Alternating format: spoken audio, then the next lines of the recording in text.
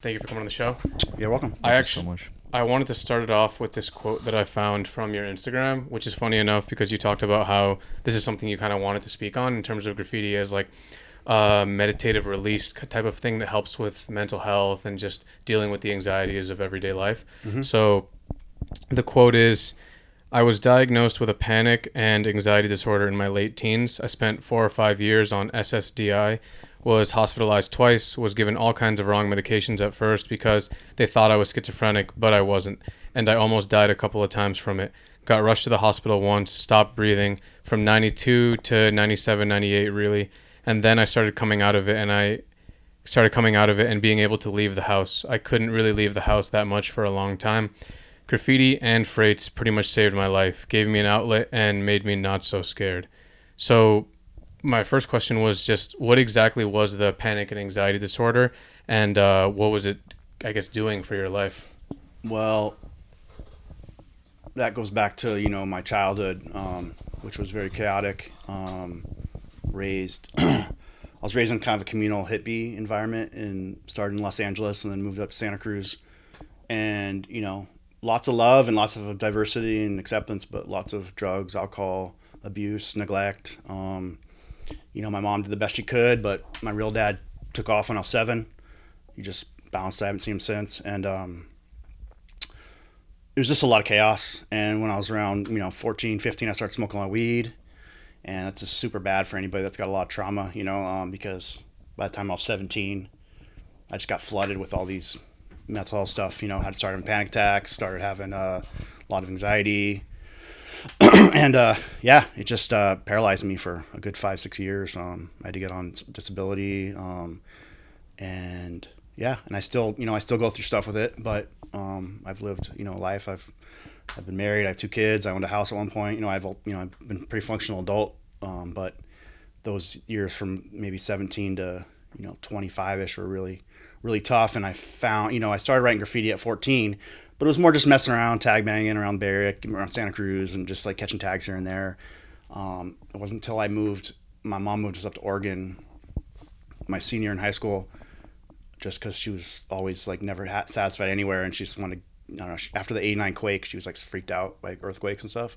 So she moved us up to Oregon, and there's a little freight yard there in that town we were in, and I was just like, whoa, it was so peaceful. I saw graffiti from like all the LA guys like CBS and like Dream and Vogue and dudes from the Bay back in the early '90s, and it was just like really cathartic to be in that area, like just like surrounded by these trains, seeing this graffiti that I loved, and like just it was quiet, and I don't know, it just calmed me down, and I started tagging them around '93, and it was just such a release. I always wrote my name over and over again in sports teams, and it was like very therapeutic. When I first started having like a lot of depression, anxiety, like around 14, I like started just writing my name on notepads, and then I saw graffiti around Santa Cruz, and I was like, oh, how the fuck do they do this? It was like super, super cool. And for the first couple of years, I just wrote in notepads and shit. And then, so writing's always been very, like, it's like if you have OCD or you have any kind of like anxiety, like the act of like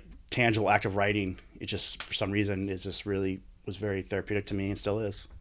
How can you explain the anxiety that you were undergoing, and what medicines exactly were they giving you? Because I saw that they gave you a bunch that were pretty much, if anything, like destructive medicines that would kind of fuck you up because it's not really for your condition. So what was it? Well, early '90s, small town in Oregon, panic anxiety disorder and OCD was very the science on it compared to now was so different. So when I went to them and told them that I was feeling panicky and dissociated, because prolonged anxiety will give you like dissociation and give you like feel like almost like you're out of your body a little bit.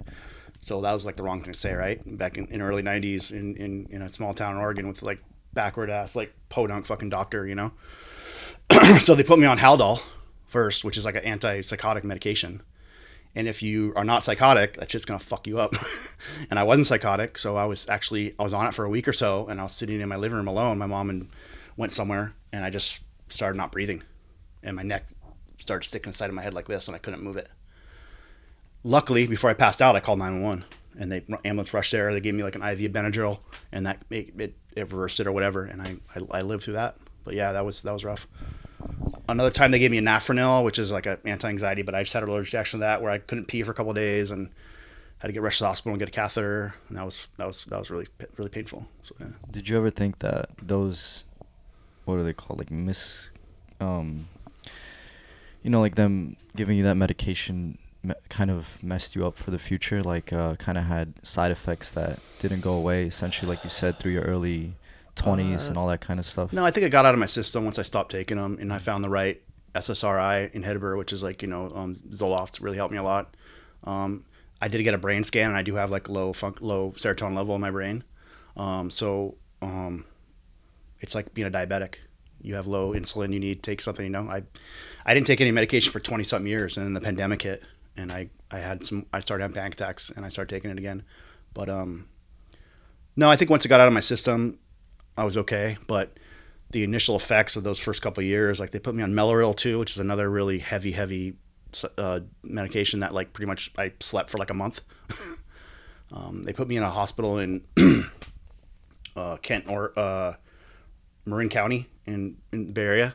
It was like a adolescent psychiatric ward, and I mean, I was just like having anxiety, man. There's kids in there cutting themselves and fucking, like really. So it was very traumatic because I was like, well, what am I doing here? And almost like if you get put in that environment, you kind of like start feeling like you're fucking that way too, And I was just like, what's going on here? But the science around mental illness and adolescent mental illness with anxiety and OCD and depression back then was not as good as it is now. Mm-hmm. A lot of misdiagnoses, and also marijuana is super horrible for kids with any kind of underlying mental health issues, like if you start smoking at a young age like I did. Mm-hmm. And I feel like marijuana, especially nowadays, is becoming more stronger and stronger and stronger. So if you're a younger kid with those kind of like sensitivities to mental illnesses, it's only going to enhance it, I believe. Yeah, every kid I talk to now, that's and I try to talk to a lot of kids, I'm like, stay away from marijuana until you're at least 18, 19, 20, 21, when you feel like what you're doing a little bit more in life, your brain's more developed. These kids start smoking weed so young, and it just really stunts them emotionally. And like I said, if they have any underlying mental health stuff, it's gonna be the THC and the marijuana is gonna be a catalyst for that mental. And that's what happened to me. Yeah. So you attribute smoking weed partly to what happened to you?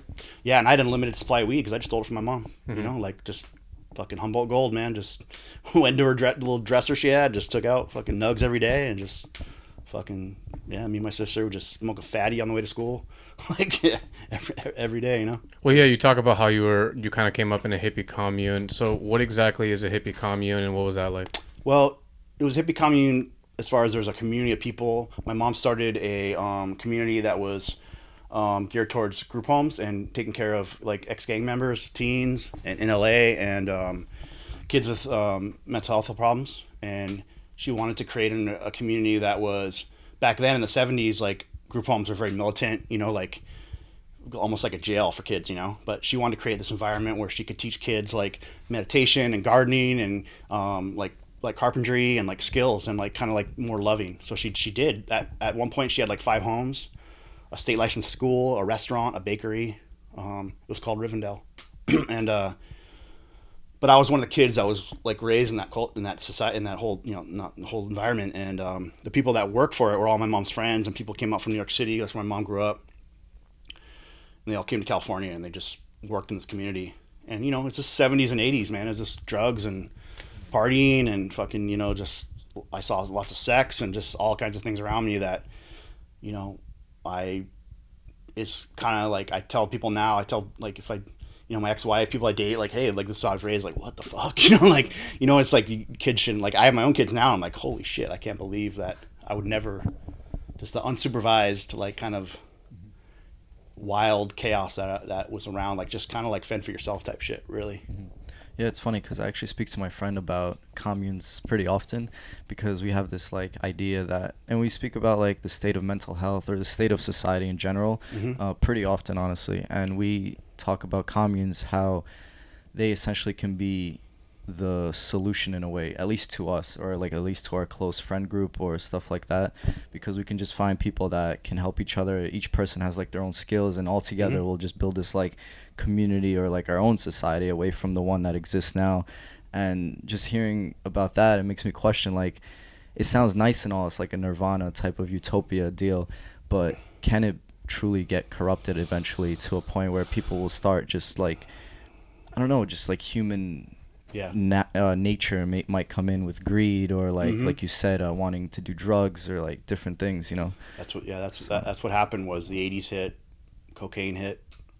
People started getting the community started making money with the businesses, and greed took over, and people started doing a lot of drugs, more drugs than just weed and like mushrooms and acid. Like started doing cocaine. Like cocaine changed everything, man. Like you ask people, like it's just a whole different energy. Cocaine, you know what I mean, than marijuana and stuff. And my sister's dad who raised me was a coke dealer and weed dealer, and so I was raised around that. Like he would pull out like 5-gallon hefty bags of weed, and me and my sister at 10 years old would be like sorting through the like stems and seeds, and getting ready to sell them for him. Like that's just the shit I was raised in, and like that was normal back then. Like it wasn't even like thought of, like, and yeah, it was just like you had to make money somehow. But yeah, it got corrupted. I think the commune around 85, like when I was around like 10, like kind of folded.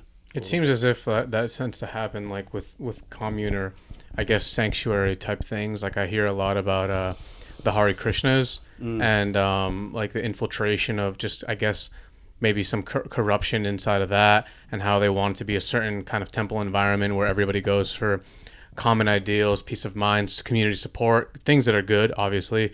But then shit happens, and I mean, humans are just humans. Exactly. What were some of the rules for getting or being a part of that hippie commune? Did you have to pay a tax? Do you have to live a certain life? Like, or can anybody, like, if I wanted to join, could I just I don't join? know. Because my mom, I was pretty young, so like I was a kid growing up in it.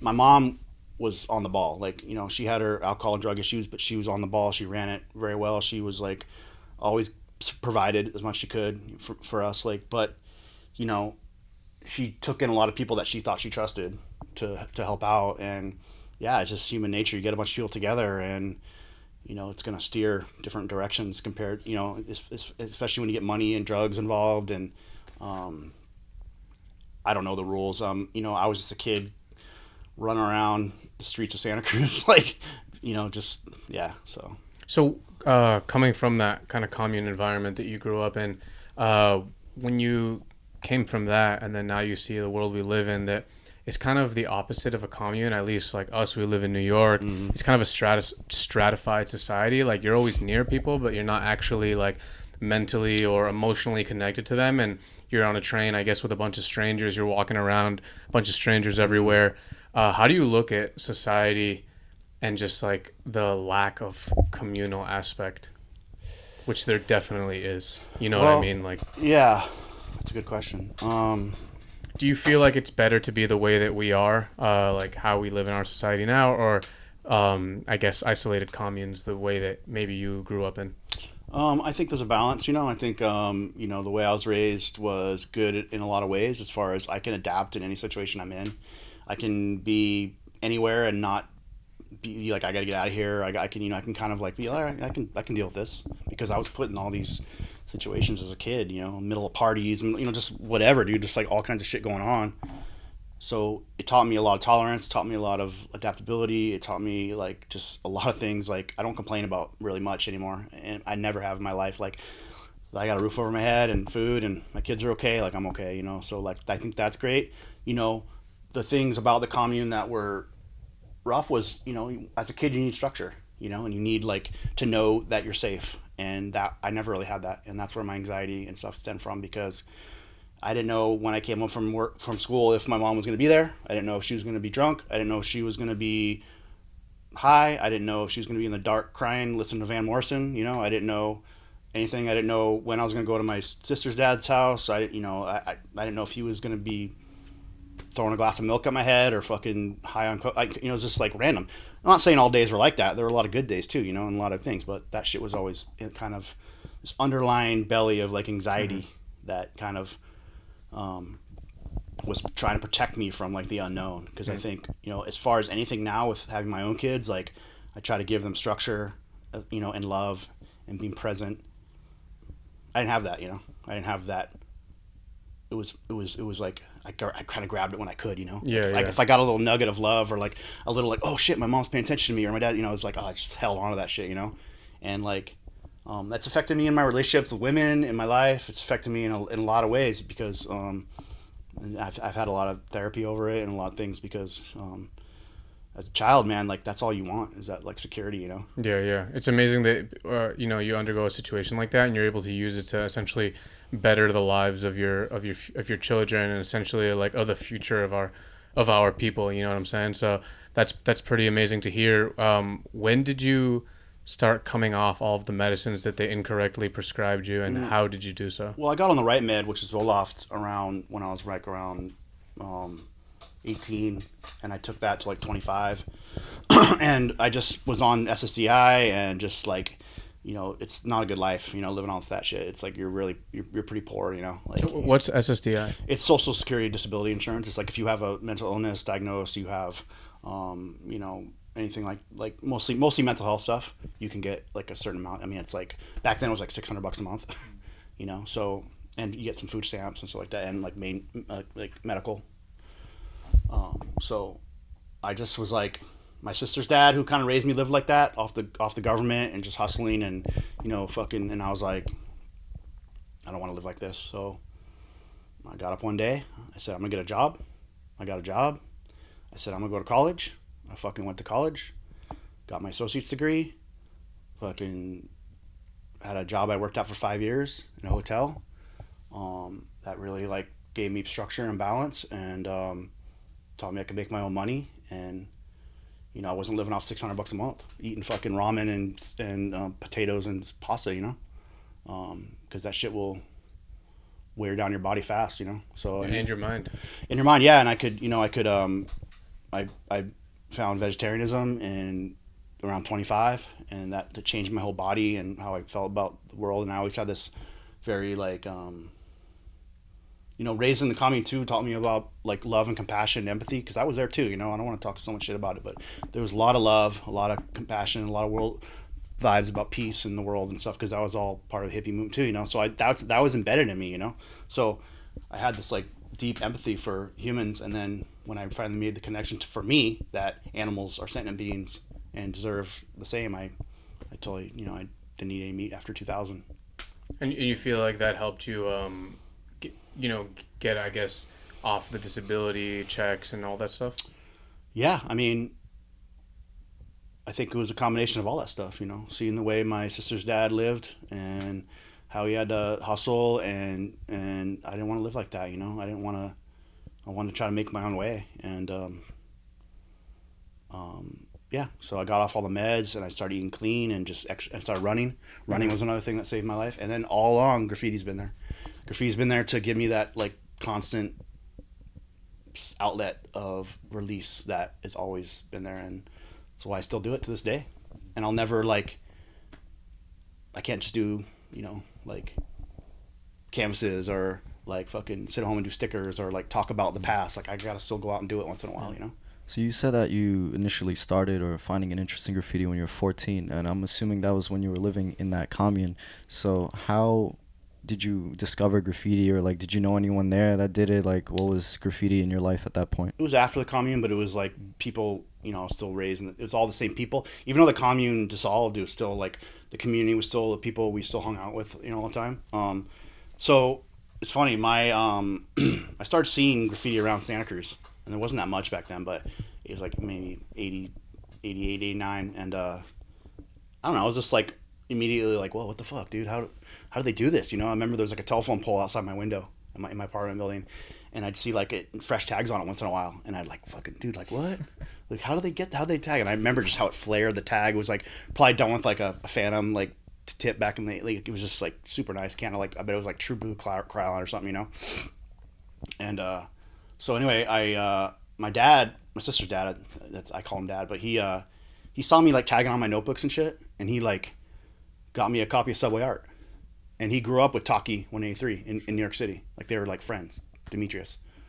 He's like, oh, Demetrius is in this book. Fucking, you want me to get you a T-shirt or something from him? I'm like, yeah. So we tried for a long time, but I never got one. But yeah, and so I just like studied Subway Art. I mean, it's way before the internet, So like, I just every day would just look at Subway Art, try to draw the pieces. I remember Scheme, like sitting on the railroad tracks. Like that was like my huge one. I was trying, like, how the fuck do they do this? Like back then it was such a mystery, you know?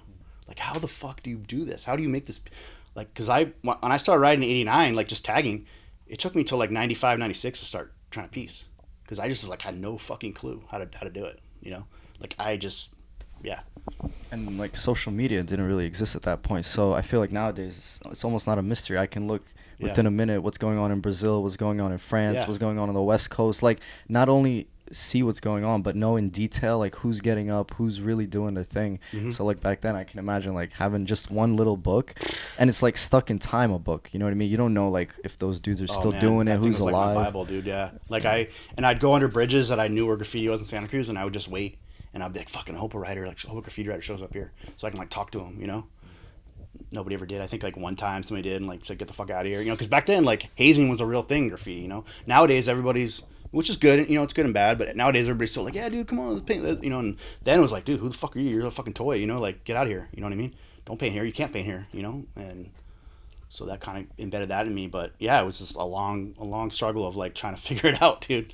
You know? There's definitely like some purity to that like era of time in all aspects. Like, I hear so many people who came up on those books or on like one documentary DVD style thing that came out, and they study it. Like, you use the word, like, I studied that book, and I hear that like across scenes too. That's awesome. Like even outside of graffiti, like I've heard stories about the Bad Brains touring, and you know, they were all at one point like kind of like Ital, like Rastafarian vegetarian style eating, and like that they would travel around with just bags of sprouted lentils. Oh, that's rad. Because they like pounds, because there's not any type of vegetarian food like where they're traveling and stuff, and it's more primitive. Like, there's not as much resource at that time period, or like Z was saying, like there's no social media. You have to study the book, and the book becomes like your Bible. And it sounds to me like it makes it all the more much of a experience.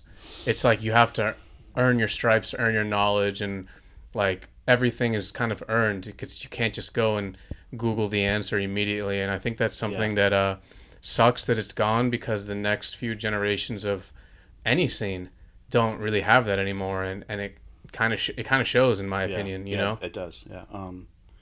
Yeah, I had a magazine called Hole in the Ozone, which I want to shout out. It was I think it was put out by some AWR.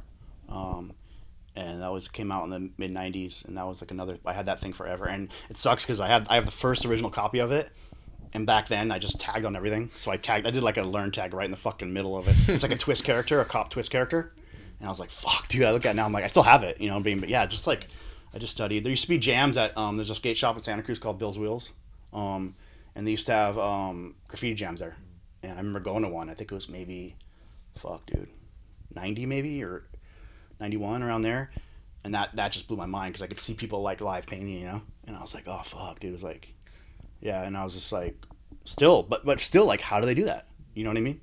And not coming from an art background or anything, or not really knowing much, just trying to, just put all the pieces together. It took years. I think, well, now it takes like months, you know, and you know, it's good and bad things about that. I don't hate on the generation now. I think there's some good, really positive, cool things kids are doing, but you know, that hard work and that like dedication to the craft of graffiti, and like how sacred I feel like graffiti is because of that, because of how much I had to like really put in the work and the effort to like learn about it, you know.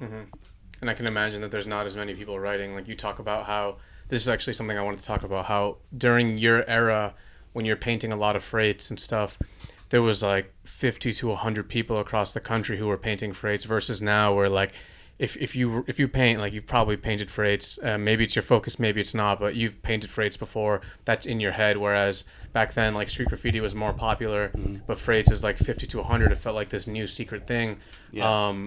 I guess, why did you choose freights as your focus as opposed to streets?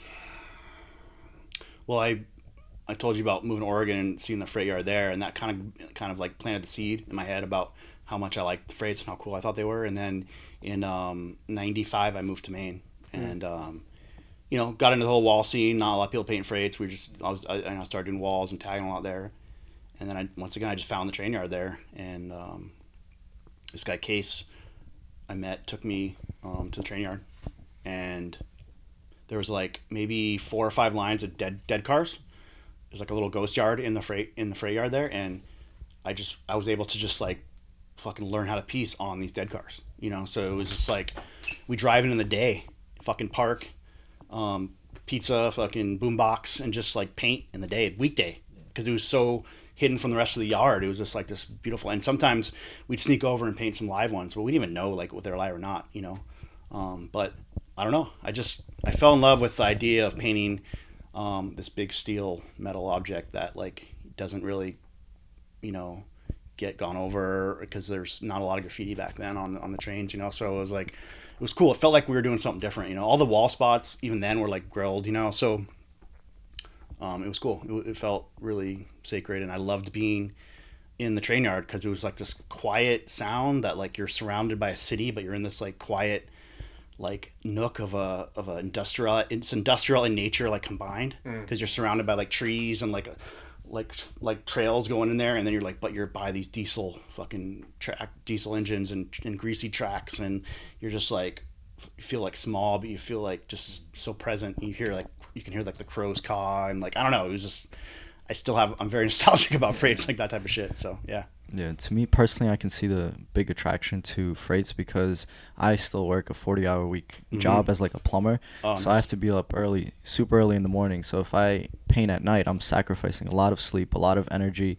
So, and then I have to like be feeling drained all day. But if you paint freights, you can essentially go fresh, like you said, get some pizza, just hang out in the sun, and you don't have to kind of sacrifice sleep. Yeah, at first, the beginning, but then when we started, really knew what we were doing, maybe like 98, 99, when I started like really starting to crush rates. We started going at night all the time and doing like all-nighters, and it became like a serious like full-time job. Like painting 500 freights a year is fucking hard work, dude. It's hard. It's like a full-time job, and I did that, for a couple of years, and then, maybe not 500, I do like 200, 300. That's still like, it's a fucking, because the number back then was 1,000. If you could do 1,000 freights, you're like, oh shit, that's like the number that you want to reach. And I think I hit 1,000 around 2005. So once I got that number, I was like, fuck, hell yeah, dude, I did it. And now I feel like that's nothing, but like, yeah, I wanted to get that number. So I put in a lot of work to get to that number, and I kept track of all my numbers and shit. And I was just like, it was fucking, took up most of my life. It took up, I didn't go to bars. I didn't fucking have a lot of girlfriends. I didn't fucking do much, dude. We like chilled at the crib with like me and Lack YME. When I met him in '99, he's like one of the original YME members, and like just like an amazing dude, amazing artist. And we would just chill and draw on our sketchbooks and then go paint every day. Go check the spots. Go paint. That was our life. It's like for a lot of years, decade.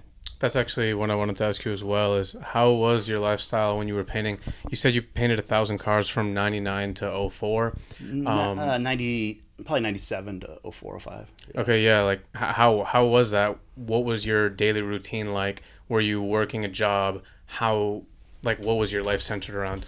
I didn't work until 01 because I was on the SSI thing.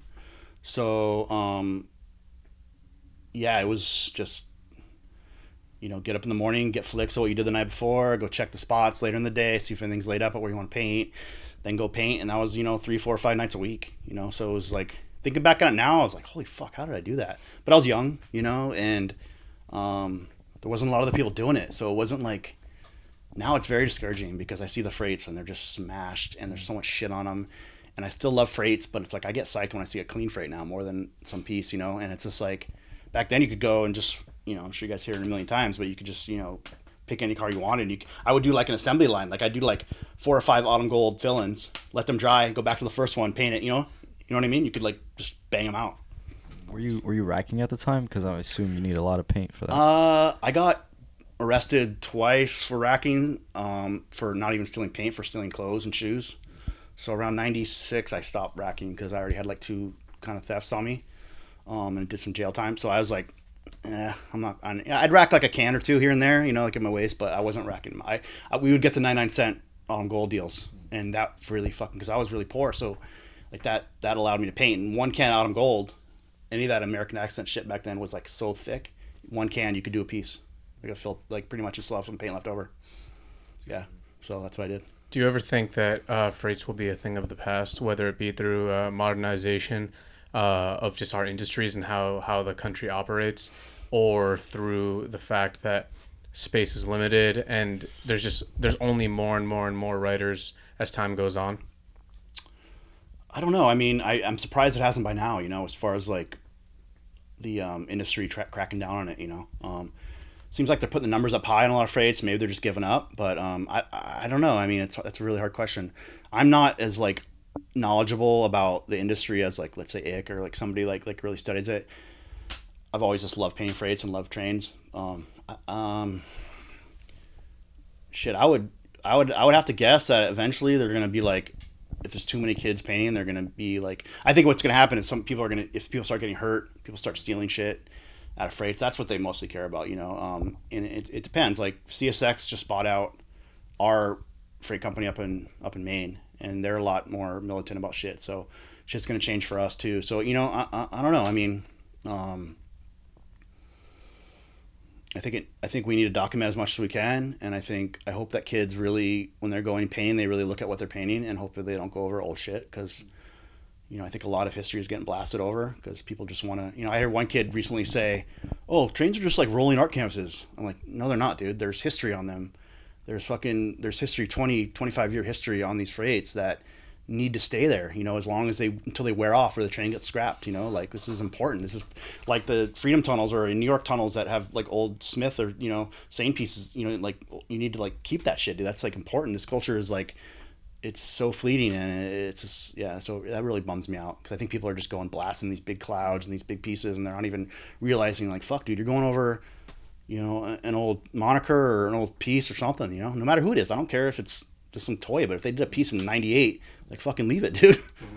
I don't know. And that's the thing with paint, you can never take it back. Yeah. You know what I mean? If it goes over, it's solid. That's it. It's a bummer, man. People are just so fucking into like their own shit and posting their flick on Instagram and like, getting those likes, and it's like they don't think about like they're doing something bigger than that, like there's a whole culture here. They're just the ego is just so crazy nowadays. I mean, graffiti writers have always had ego, don't get me wrong. It's not just new to this generation, but I think that social media puts another aspect to it, where it's like, they're just so worried about posting, like, painting a flick, painting a piece and posting it an hour later. There's old heads that do it too, it's just like, yeah, I feel like it's kind of watering down the game a little bit, and I'm glad that people are into freights, and I'm glad people love freights, and I'm glad kids are talking about it and they love the culture, and that's beautiful. But let's preserve the history a little bit, and let's watch what we're doing. And hey, if you go to a layup and there's nothing to paint, do a couple streaks and live to paint another day. Mm-hmm. I do it now. Like I've been painting freight since 1996, tagging on them since 1993, and it's like if I go to a spot and there's nothing to paint, I'll just catch some tags and leave and say, hey, I'll paint another day, man. Live to paint another day. That was always me and Lack's favorite quote. If we'd go to a yard and we get spotted, or we feel like it's sketchy, we leave, and we say, hey, live to paint another day. This is a marathon, not a sprint. And so many kids are like, just got to get in, get their fucking lights, get their props, and just like, hey, dude, like, if you're into this shit, man, this is like a lifetime. This is a lifetime passion. I'll be writing graffiti somehow when I'm hopefully 80 years old. So it's like, there's no rush. Like, just chill and just fucking enjoy it, enjoy the process. And I got there's kids like posting their like a piece they did from 2018 being like, yo, old shit, hashtag. It's like, dude, it's like 3 years old, bro. Like, chill out, man. Like, fucking dude, like, I don't know. It's just funny. How much do you think the freight scene in particular has changed since you said 96 or 93? I started tagging freights in 93, and then I did my first piece on a freight in 96. Yeah, so how since then to now, how much do you think the freight scene and the freight culture has changed?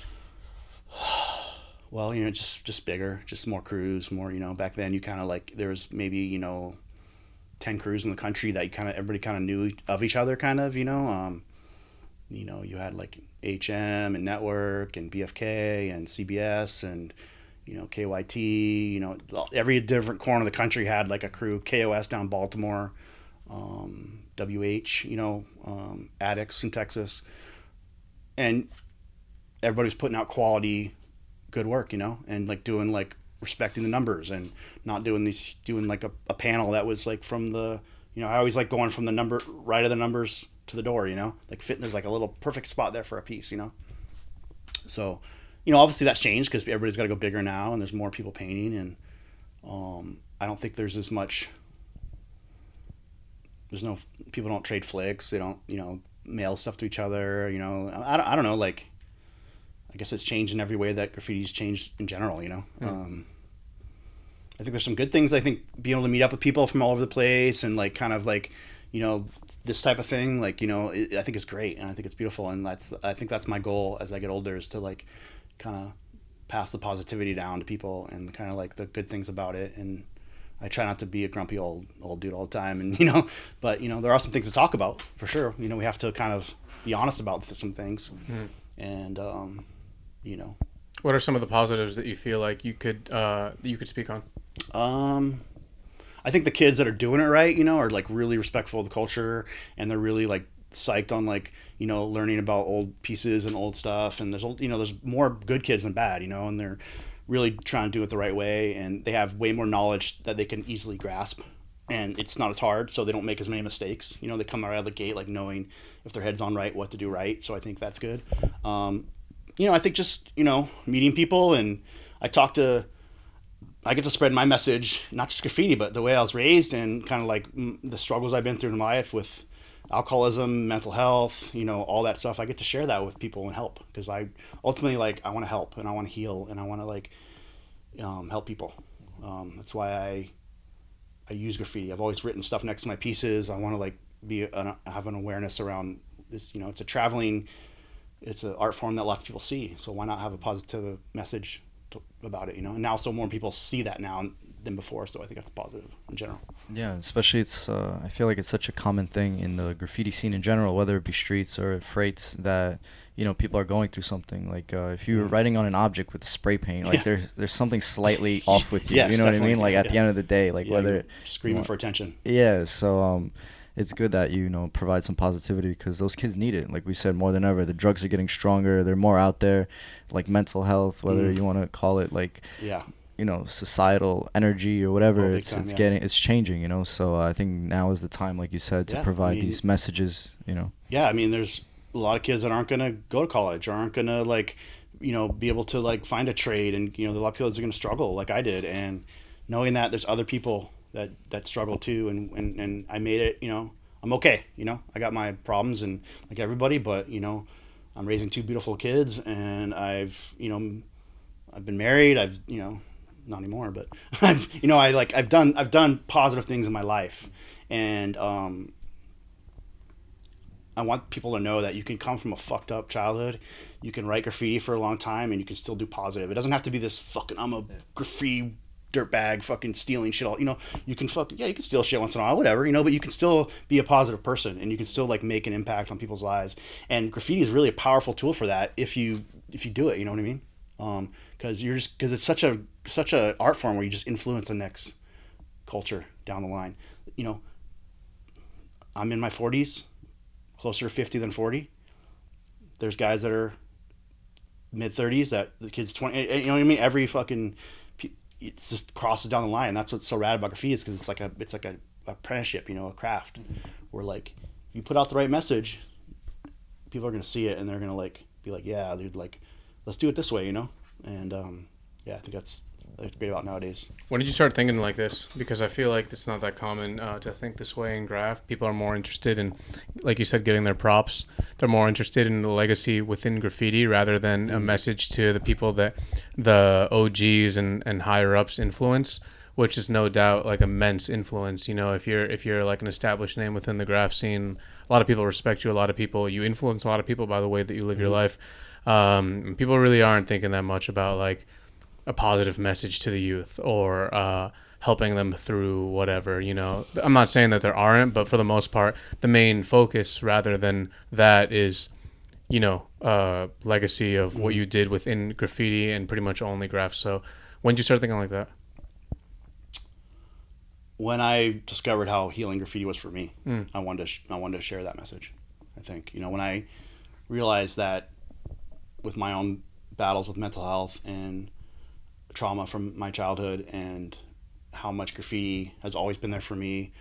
Every time I paint a piece, I feel better afterwards. I feel like I did something.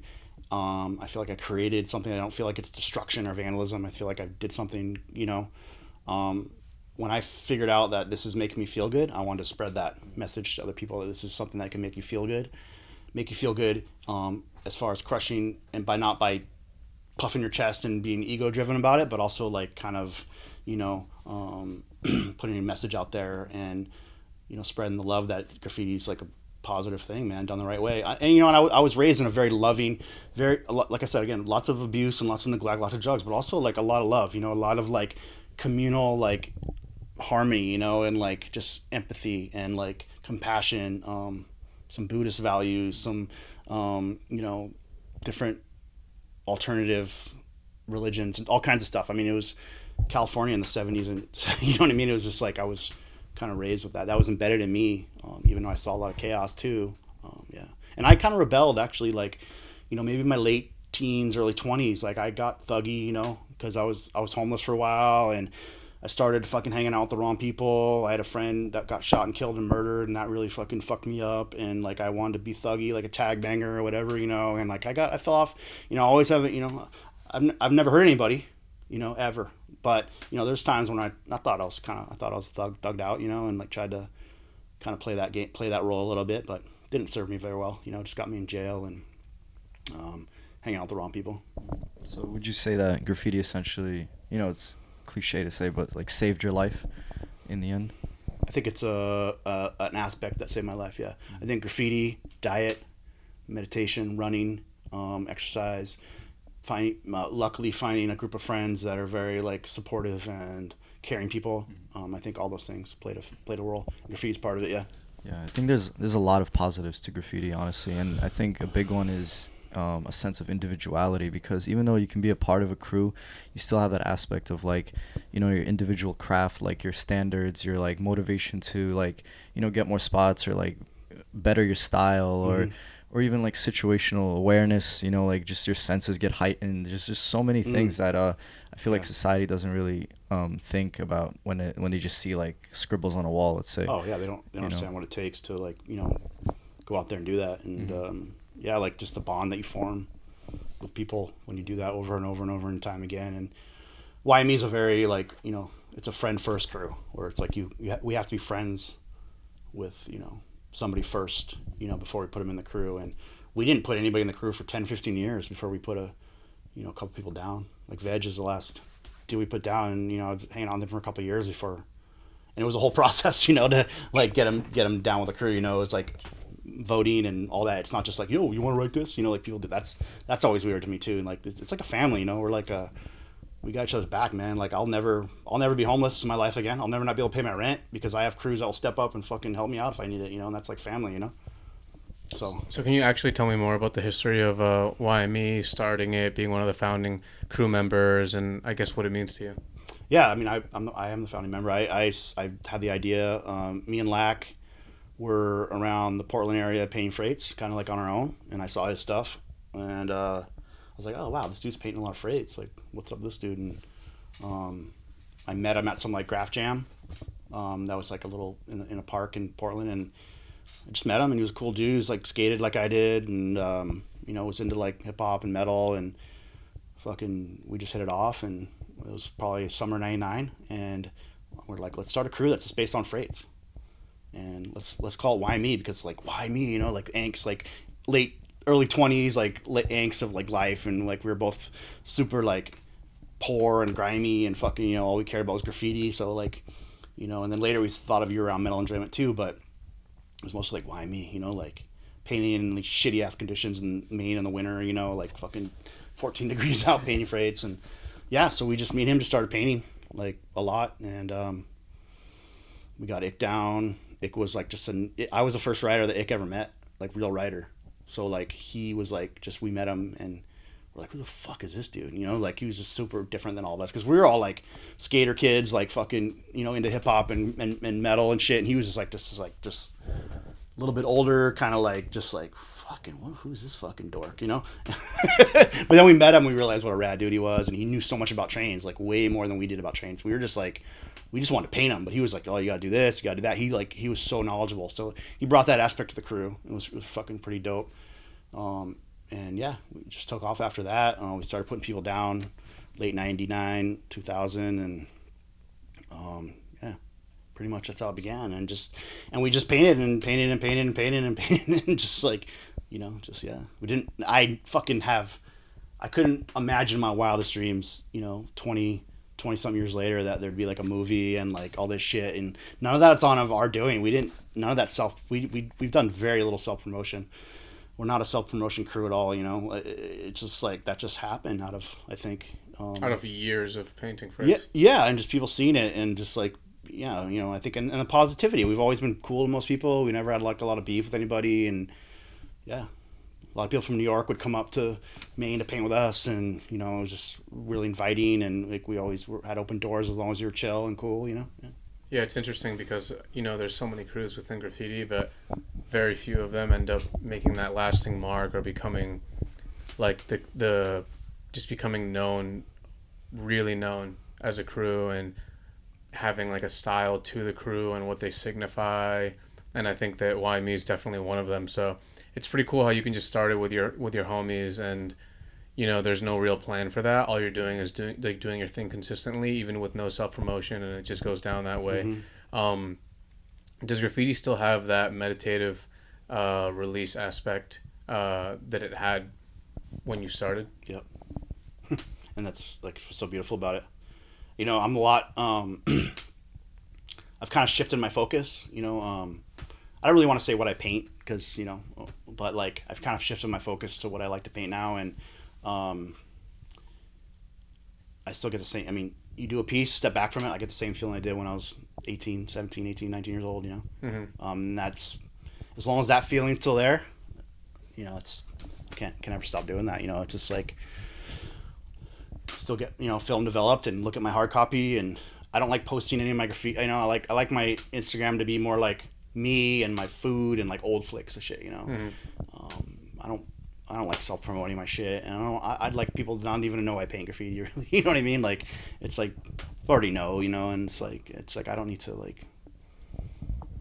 I don't know. Yeah, so yeah, long answer. I do. I'd get the same feeling for sure. I mean, body breaks down a little bit. I'm losing my hearing in my left ear. I got plantar fasciitis. Broke my fucking finger. Like, I got all kinds of shit that's going on with me, and it's harder, to get out there, but I still do.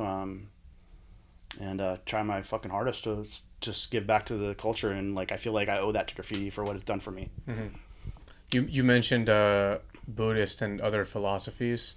We're talking about like meditative shit, mm-hmm. And you mentioned vegetarianism. Do those philosophies play any impact, or had played any impact in your life, like Buddhism, Taoism, mm-hmm. or anything mm-hmm. like that? And if so, to what extent? When I was in the hospital when I was 18, a Zen master came and visited me in the hospital that my mom found, and he gave me a book called The Gentle Passionate Art of Not Knowing, and I studied that book just like the subway art, and got me first introduced to meditation. And I've fallen off with it here and there and get back to it, but I've always have that view of compassion and empathy in my mind. And I got this is like one of my first tattoos, like this Zen monk praying. I got that in like 2000, and then the compassion underneath it, so like, yeah, it's just always played a huge part.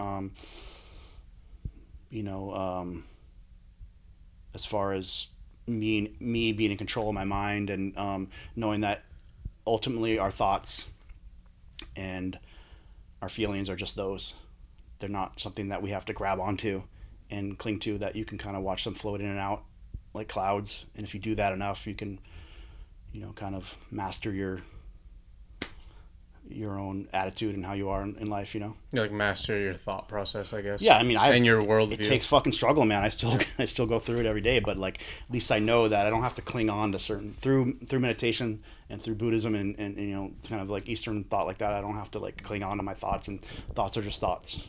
Yeah, it's extremely useful too in the age that we're living in with mm-hmm. fucking a bunch of insanity happening. There's always catastrophes happening. There's always something new to worry about. Yeah. There's a bunch of stress when it comes to money and just the life that we're living in this modern day of just like economic mm-hmm. stress, mm-hmm. war, and a bunch of stuff. Like, it's really, really tough. It is something that can help you get grounded. You know what I mean? Like, it's like just another thing that can help you. And it's interesting because like, just like reading about it can help you, and it's almost like a soothing thing, you know what I mean? So yeah, that's pretty cool. Yeah, a lot of the apps help, like Headspace and Calm, and I do those But like,